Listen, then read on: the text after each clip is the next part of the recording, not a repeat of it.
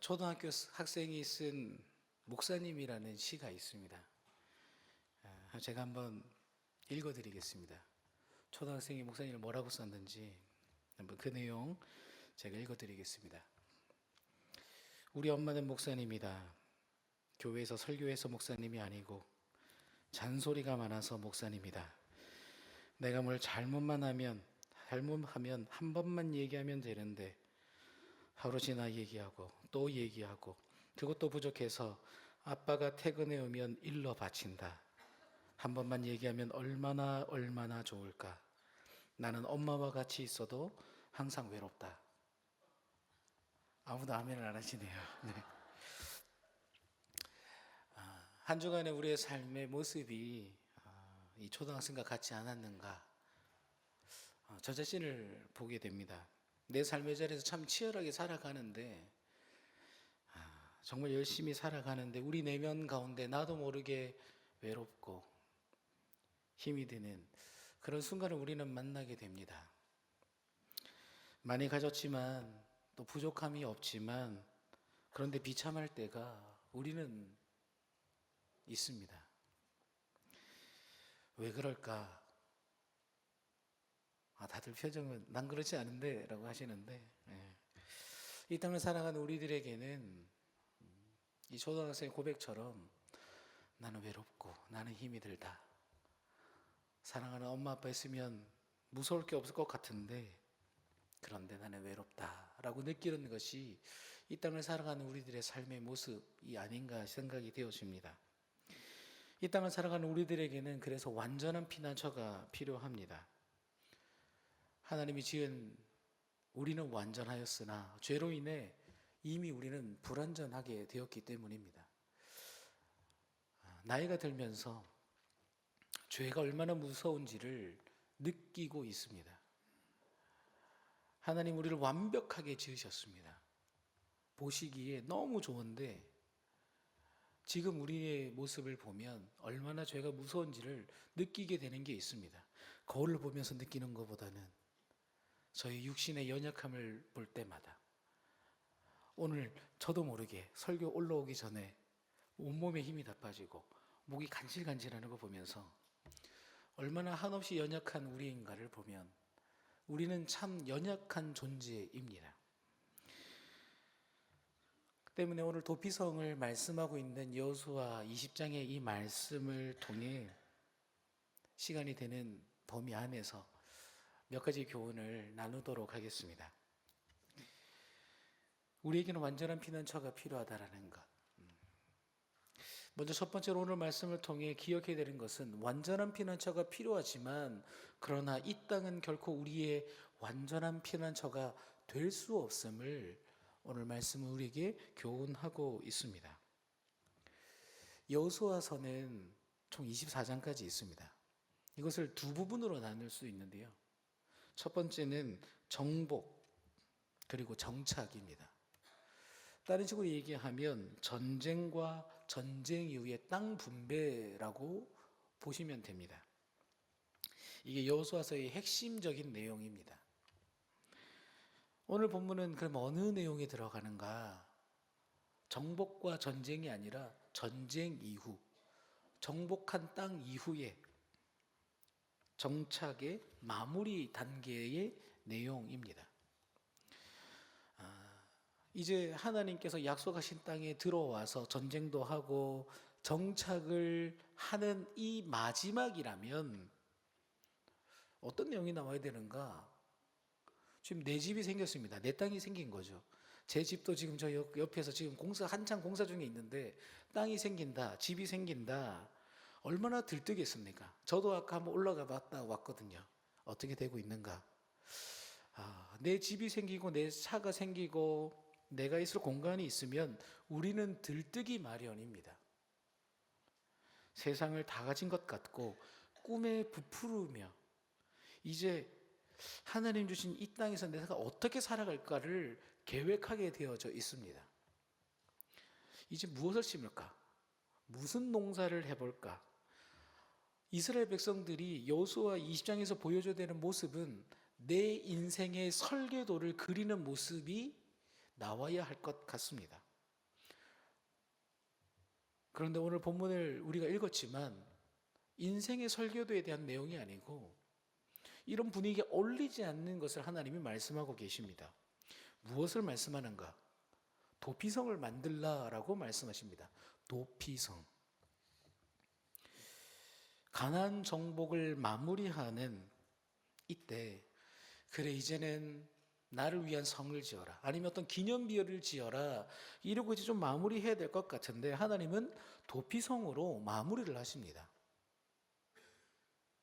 그리고 사실 이 도피성은 하나님께서 이제 가나안 땅 마무리되는 이때 즉흥적으로 생각해보니까 그거 좀 필요한 것 같아 라고 만든 것이 아니라 이미 각 지파별로 땅의 경계를 정하던, 전쟁 훨씬 이전에 땅의 경계를 정하던 그때에 모세를 통해 하나님이 말씀하신 공간이 바로 이 도피성이었습니다. 그렇다면 하나님은 왜 마무리하는 이때에 도피성을 만드시는가? 왜 처음부터 도피성을 계획하셨는지를 우리는 눈여겨볼 수 있어야 합니다. 지금 이 사람들이 들어가는 땅은 그 평범한 땅이 아닙니다. 성경에서 말하기에 이 땅은 젖과 꿀이 흐르는 땅입니다. 젖과 꿀이 땅이 흐르는 이곳, 무엇을 심을까 기대해야 되는 이곳에 하나님이 도피성을 계획하신 의도가 무엇인가? 왜 만들라 했을까요?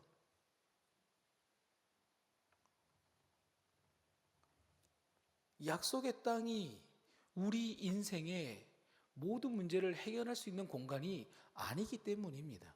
인생은 약속의 땅에 정착했다 할지라도 계속해서 출렁이는 연속의 공간이라는 것을 의미합니다. 성도는 환경이 바뀐다고 해서 인생의 문제가 해결되지를 않습니다. 그렇지 않습니까? 우리 중에 내 이름으로 된 집 가지신 분들 계실 겁니다. 아파트, 차, 결혼, 직장. 하나님 이것만 주시면 내 인생은 행복할 것 같습니다 했던 그것들이 막상 누렸는데 여전히 인생의 쓴맛과 여전히 물밀듯 오는 문제들의 연속임을 우리는 보고 경험하고 있습니다. 인생의 파도는 단 한 번도 멈춘 적이 없다라는 겁니다.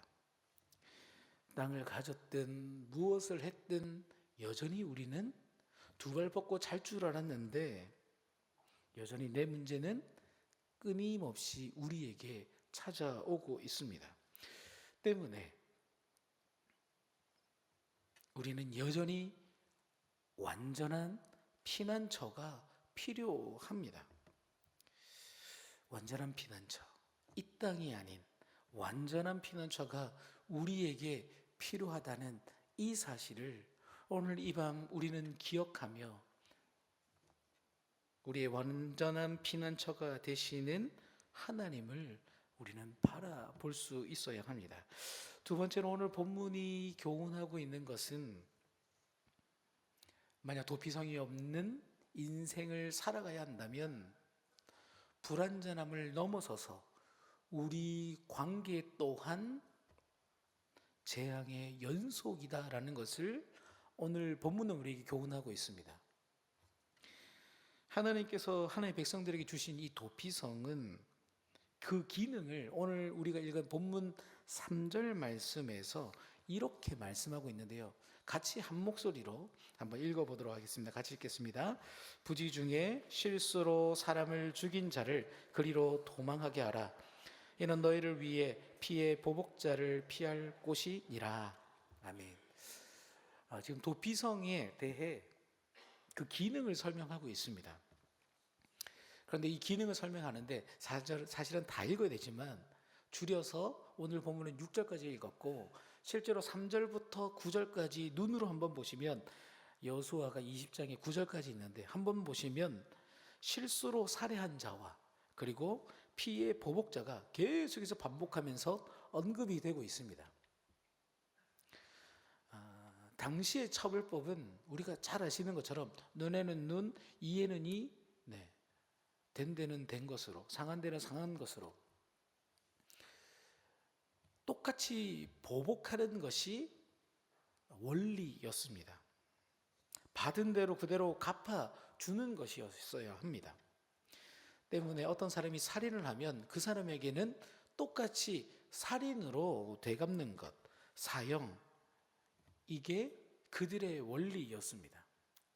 그런데 문제는 이 살인이 부지 중에 실수로 일어난 것이라면 어떻게 되는가? 어떻게 될까요? 실수로 사람 죽이면 어떻게 될까요? 근데 똑같이 사형입니다. 사람을 죽였기 때문에. 피해 보복자가 살인한 사람을 죽일 수 있습니다. 근데 이렇게 되면 어떤 문제가 생기는가?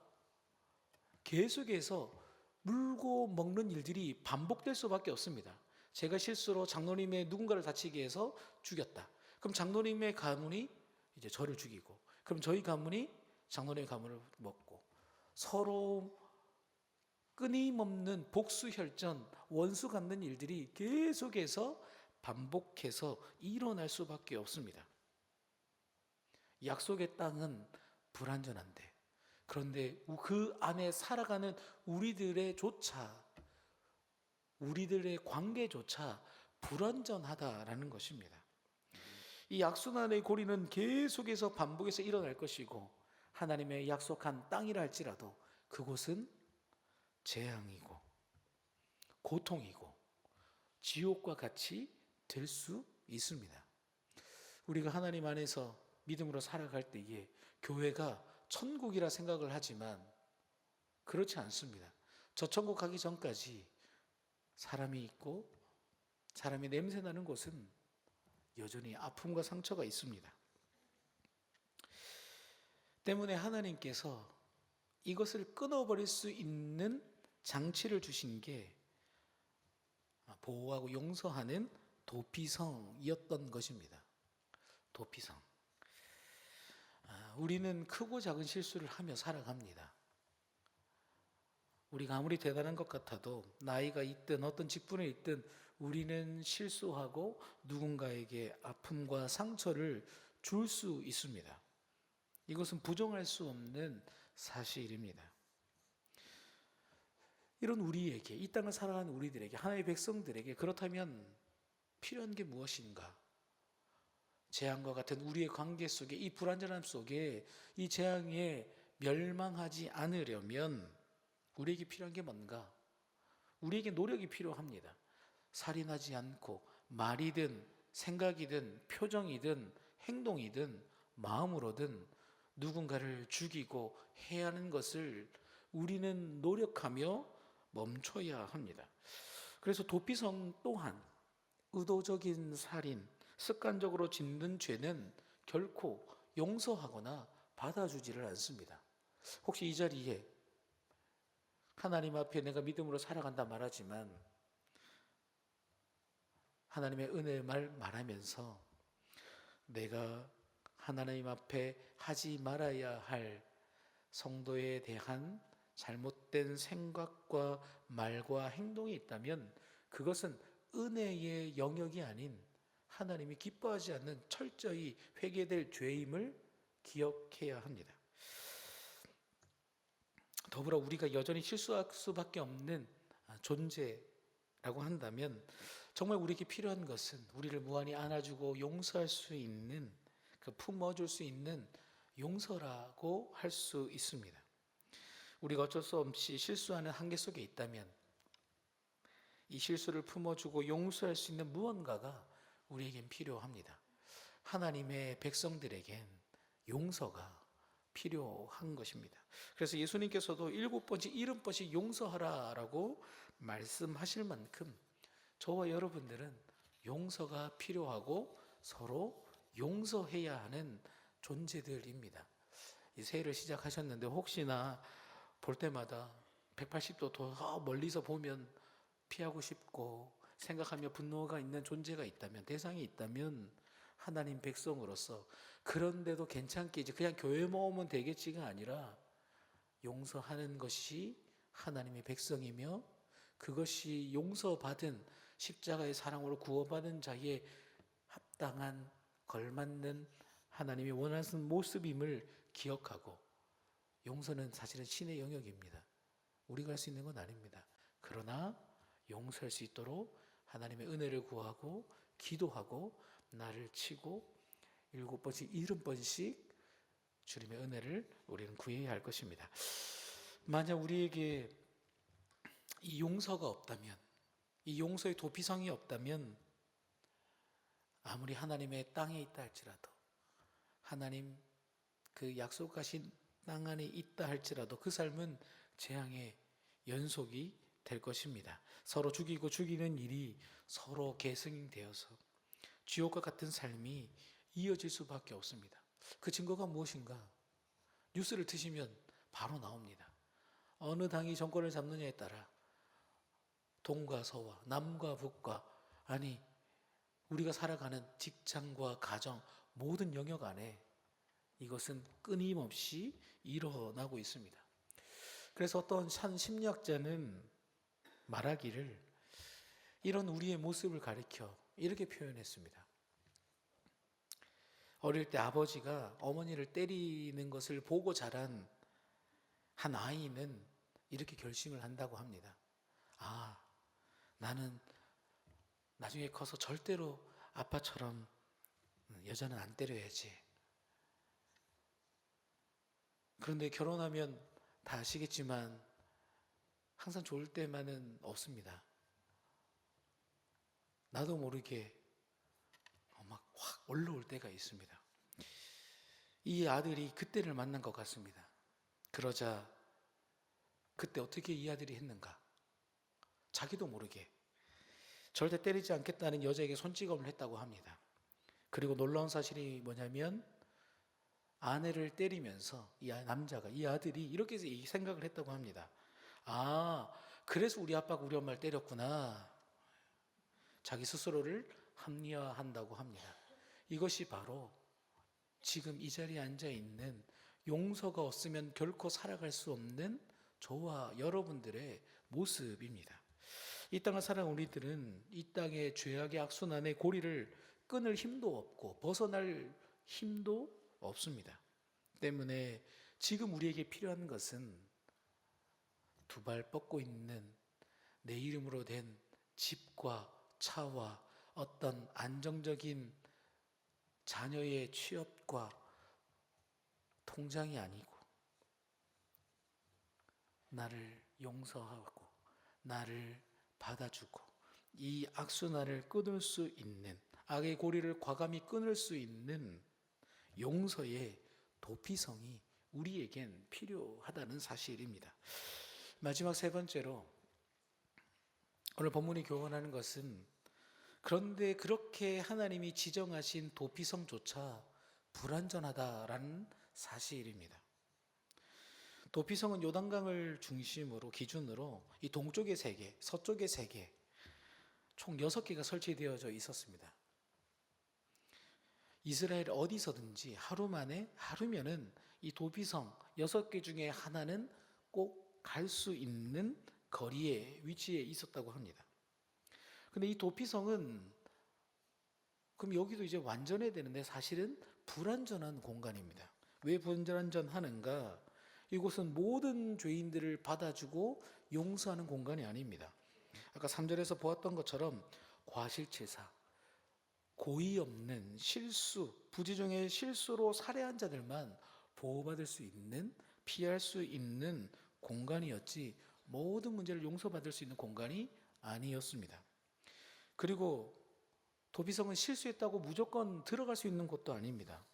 반드시 4절을 통과해야 되는데 4절을 한번 보시면 이 성읍에 하나의 도피하는 자는 그 성읍에 들어가는 문너기에 서서 그 성읍의 장로들의 귀에 자기의 사건을 말할 것이요 그들은 그들의 성읍에 받아들여 한 곳을 주어 자기들 중에 거주하게 하라라고 말씀하고 있습니다. 이게 무슨 말인가? 이 사람이 실수인지 아닌지를 의도적인지 구분하기 위해 성읍 장로들에게 자신의 사건을 고해야 했습니다. 근데 만약 장로들이 NO 하면 어떻게 되는가? 못 들어가고 피해 보복자에게 보복을 당해야 했다라는 겁니다. 그리고 읽지는 않았지만 9절에 보시면 이 도피성은 모든 인류에게 허락된 공간이 아닙니다. 이스라엘 사람들과 그 가운데 거하는 거류민들에게만 허용된 특권입니다. 그러니까 지금 도피성은 지역적인 한계와 민족적인 한계가 분명히 존재하고 있다라는 겁니다. 그렇다면 하나님은 왜 이렇게 불완전한 공간을 완전한 도피성으로, 완전한 공간으로 사용하려고 하셨는가? 왜 이렇게 제한적이고 한계가 있는데 그것을 해결하지 않았는가? 이런 의문을 가질 수 있습니다. 여기에는 하나님의 분명한 뜻이 있습니다. 첫 번째는 이것은 제사와 같은 의미가 있습니다. 제사는 상전과 같은 일시적이고 한계가 있는 공간입니다. 이것을 통해 모든 것을 이루는 것이 아니라 이것을 통해 진짜는 이런 것이구나. 하나님의 저품, 하나님의 나라, 하나님의 계하시는 그곳에는 완전한 용서와 참 안식이 있구나라는 것을 영안을 열어 소망을 갖고 꿈꾸게 하는 목적이 있었습니다. 마치 예고편 같은 것입니다. 그리고 또 하나, 아까 6개가 있었다고 했는데 숫자 6은 완전수입니다. 이 땅에서 숫자는 6은 완전수입니다. 우리는 6 이러면 할 수 있겠지만 숫자적으로는 6이 완전수입니다. 그러나 유대인들의 관점, 성경으로 볼 때는 가장 불완전한 숫자입니다. 땅의 숫자이기 때문입니다. 그래서 성경에서는 완전수가 무엇인가? 이 럭키 7, 7입니다. 유대인들은 6개의 도피성을 보면서 진짜 7번째의 도피성, 완전한 도피성을 그들은 바라보았던 것입니다. 지금 우리에게는 완전하지 않지만 그러나 하나님께서 완전한 곳을 예비해 두셨구나, 하나님 안에 그곳이 있구나라는 것을 그들은 이 도피성을 묵상하면서 결국 예수 그리스도를 바라보았던 것입니다. 말씀을 정리하겠습니다. 하나님은 우리에게 완전한 피난처를 주기를 원하십니다. 그리고 이 땅이 완전한 피난처도 아니고 오직 예수 그리스도 하나님만이 우리의 완전한 피난처이심을 하나님은 우리에게 말씀하시고 또 우리도 알고 있습니다. 그런데 문제가 있습니다. 문제가 뭔가?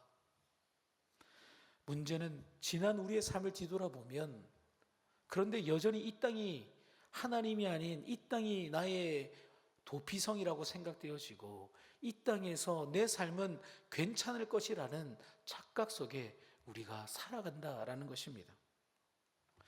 완전한 피난처이신 예수 그리스도 앞으로 나아가지 않는 것, 이것이 이 땅을 살아가는 우리들의 문제입니다.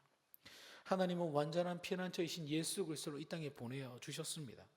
그러나 여전히 우리는 불완전한 이 땅의 도피성을 찾아 헤맬 뿐입니다. 그래서 이렇게 어리석은 우리들을 향하여 히브리서 4장 16절은 이렇게 외치고 있습니다. 그러므로 우리는 긍휼하심을 받고 때를 따라 돕는 은혜를 얻기 위하여 은혜의 보좌 앞에 담대히 나아갈 것이니라. 아멘. 어떻게 나아가야 한다고 말씀하고 있습니까? 담대히 나아가야 합니다. 담대히. 내가 가도 되겠는가? 우리가 어떤 죄를 지었든 그것이 실수이든 아니든 우리의 혈통이 어떠하든 아니든 그것과 상관없이 우리를 사랑하시는, 우리를 죽기까지 사랑하신 주님은, 완전한 도피성 되시는 주님은 지금도 우리를 부르고 계십니다. 때문에 이 놀라운 은혜, 이 완전한 도피성 되신 예수 그리스도를 머리로만, 아니 저 멀리서만이 아니라 오늘 이 밤 우리는 주님을 앞에 한 걸음 한 걸음 나아가야 되는 줄 믿습니다. 우리 가정의 아픔과 내 안에 골마 터진 상처와 내 눈물과 고칠 수 없을 것 같은 내 육신의 연약함 가지고 오늘 이 밤 나의 피난처 되시는 주님 앞에 담대히 나아가 주님 찾고 구하며, 그래서 주님 주시는 위로와 그 놀라운 은혜 가운데 남은 한 주간의 삶을 승리하시는 저와 여러분들 다 되시기를 주님의 이름으로 축복합니다. 아멘.